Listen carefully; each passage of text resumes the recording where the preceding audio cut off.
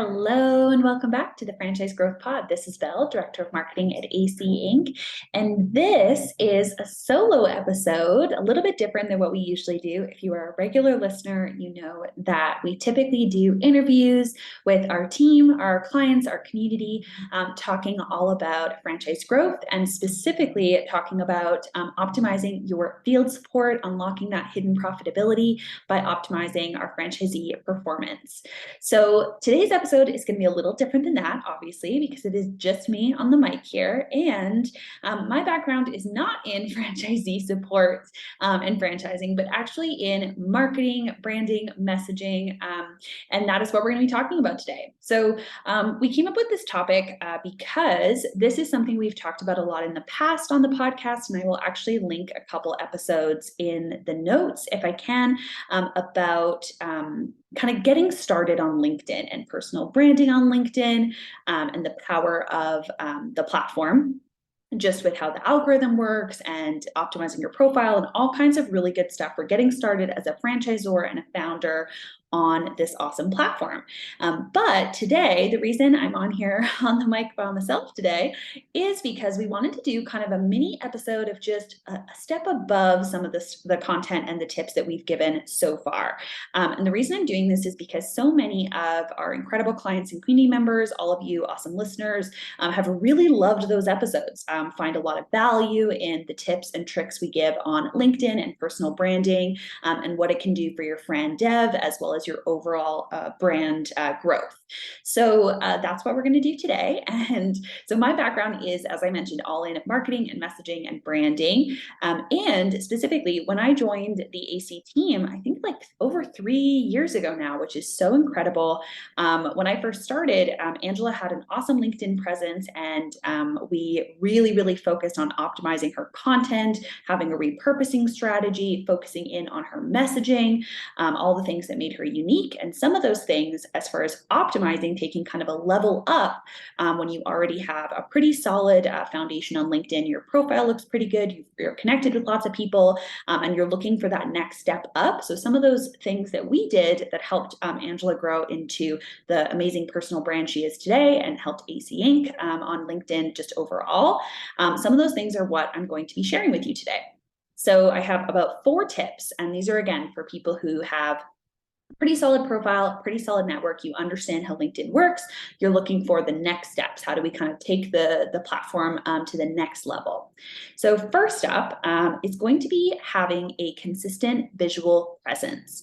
So this is going to look like a couple different things. First up, it's going to look like having your face included in lots of photos, videos, and not necessarily just selfies or just a portrait of you. It doesn't have to be that specific. It could also be just more photos of you and your life. So you with a team member, you with a franchisee, you at a cool event, you with your kids at the pumpkin patch, like really focusing on having a really optimized visual presence on LinkedIn is part of having your face in a lot. At its foundation, LinkedIn is a community building or a network building platform. That's the way it's designed. That's the way the algorithm works, how it shows content to different people. So having your face included in more of the posts, first of all, statistically, it is proven to get you more engagement. So that's always nice. But also the reason it does that is because people like seeing people's faces. They like connecting with a real person, especially because so many of us are working from home. So many potential franchisee prospects are kind of searching out in different platforms, and they want to really get to know the people, or a business owner, an entrepreneur. Having your face in more of your content is going to be huge for seeing growth and a little bit of an elevated presence on the platform.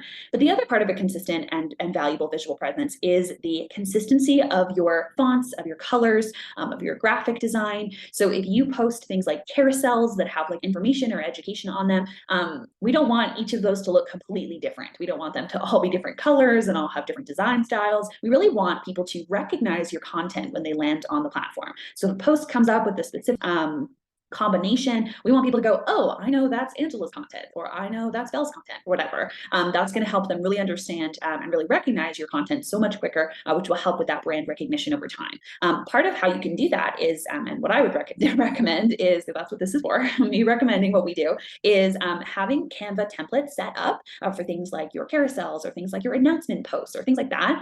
And you can create those in Canva. There's a free version. I used the free version when I was first starting out in marketing for over a year. So I didn't upgrade to the paid version for a long, long time, and I used it every single day. So free version is super powerful, recommend if you use it a lot. But there are lots of templates that you can kind of adjust, use a specific, 3 or 4 colors, pick a font and stick with it. I know it's tough sometimes, or maybe pick 2 fonts. That's always an option as well.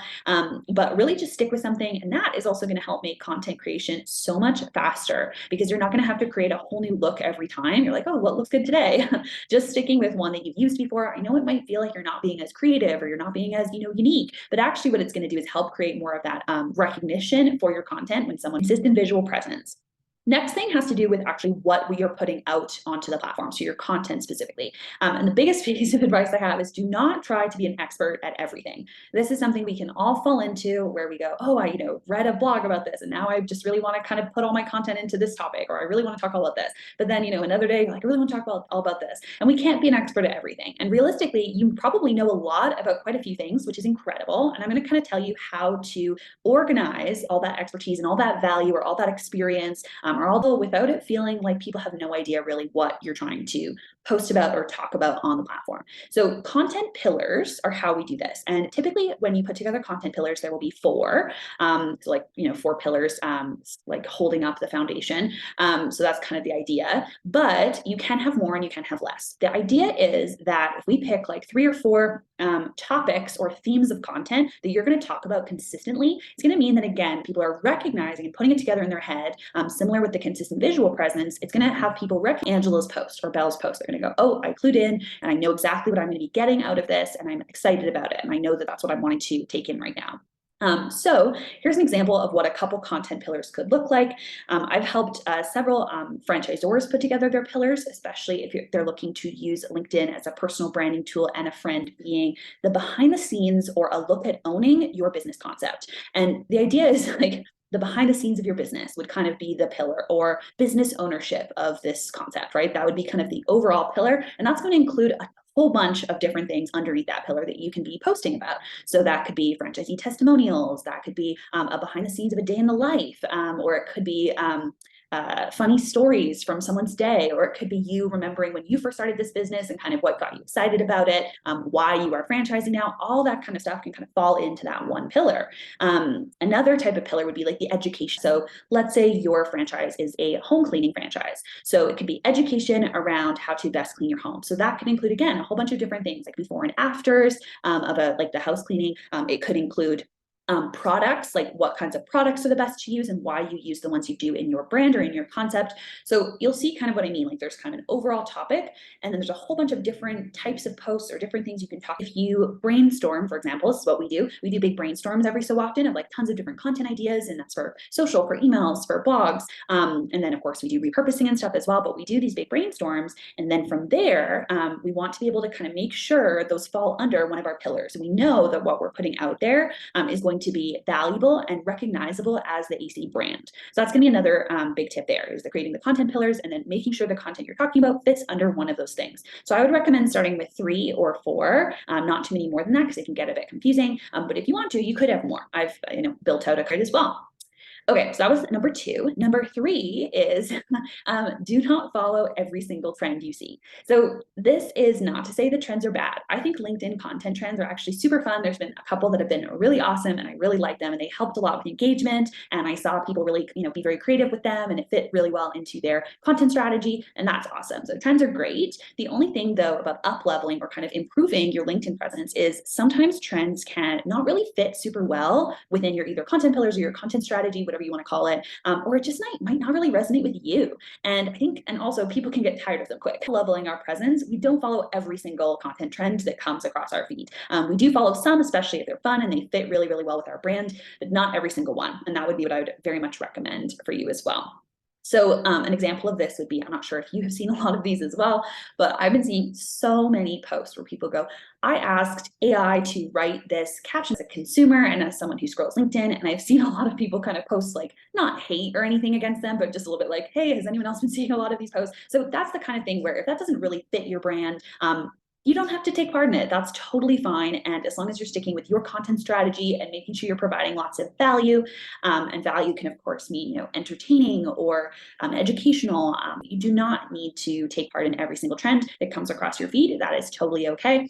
And you're also welcome to, it's a trend right now to use AI, of course, for content creation. I think that's going to continue, and people are going to adjust with it as things evolve over time. But you don't have to always, follow every single thing that pops up on your feed. So that's just the one quick tip there. And I have seen a lot of people start to do that a little bit more, kind of take more charge of their own content strategy and not follow every single thing, and really knowing your brand and knowing what you stand for, and knowing what things make sense to be sharing with your community. That is the third tip. And then the last tip is a little mini rant. No, I'm just kidding. But it is a little bit of an obvious tip, but it's something that is so important, and I'm going to tell you why, and you're going to understand, and you're going to think it's just as important as I do. And that is to not just post regularly, but engage regularly. So this is what I was saying about, this is for people, this episode specifically is for people who probably post maybe once or twice a week, have a platform or have their LinkedIn platform kind of set up in a way they're happy with and are making connections and have people. Make a mistake is they just focus on the posting consistently, because that's what a lot of people talk about. There's a lot of these gurus out there going, posting consistently, like consistent content is the way to go. And like, yes, consistent content is totally an amazing way to grow and to build a personal brand and share your value with your community and build this amazing network. However, the engagement part of it also needs to be consistent. And I would actually argue it's sometimes even more valuable and even more important than the posting regularly. Because if you take a little bit of a break from posting, let's say you take 2 weeks and you don't post, you're either just not feeling inspired, or maybe you're on a trip or something like that, but there's something going on and you can't post for a couple weeks. If you engaged regularly through that time, really good results that month are actually way higher than if you stopped engaging and just posted regularly. So I'll kind of explain how that works. So because LinkedIn wants you to spend time on the platform, even if you just spend 10 minutes in the morning commenting meaningfully, hopefully, not just like congrats or cool, but like commenting something meaningful, like, oh my gosh, I so agree, this one that I really like, or things like that, or I love this question, here's what our team does. Like those types of answers are going to create more conversations. It's going to make you pop up in people's feeds even without posting. So commenting things like that are going to make you appear in people's feeds and start more conversations. And that is where I see a lot of people who kind of just get started on LinkedIn. They'll start posting regularly and do some engaging, and that's awesome. And then their results are awesome in the beginning. And then after a few weeks, they start to see like a downturn in results. So maybe their engagements kind of go down, their impressions go down. Maybe their network isn't kind of growing as fast as it was. Start posting. So kind of automatically schedule something and like not spend as much time on the platform. And the algorithm is actually not going to be as helpful to you, because part of what you get when you comment is, again, popping up on people's feeds. Whereas if you just post, and that's a lot of work to put one post together, your chance of popping up on someone's feed is just kind of one compared to if you commented on 3 people's posts and maybe someone else comments under your comment. That's tons of opportunity for your comment and your name to appear in more people's feeds. So I hope I kind of cleared that up a little bit in terms of how the algorithm is set up. It's a networking platform first and foremost. Obviously, posting consistently is still important. Don't take away, like Belle said, I don't have to post all the time. That's not what this is about. But it's about the importance of the engaging meaningfully, even more important than the posting consistently. So if we're talking about consistency, think engagement, then posting, as far as what's going to be most helpful to you, especially as someone who's been using the platform for a little bit and is looking to up-level their use of it and their results. Okay, friends, that is the end of my mini episode all about how to optimize, level up your LinkedIn. I hope you found this super valuable. If you have any questions about personal branding, please do reach out. You can reach me at angelacote.com, or you can reach me at Belle White on LinkedIn. Always happy to chat marketing, franchising, branding, all those things. And of course, if you have any questions about optimizing your field support, getting your franchisees performing better, getting a field coaching program in place, all of that awesome stuff that helps improve your shareholder value, at angelacote.com/contact. You can fill in the form, get in touch with our team, and get all the details on options for improving your profitability for your system. So that is it for me today. And I hope everyone has a wonderful week, and go be awesome.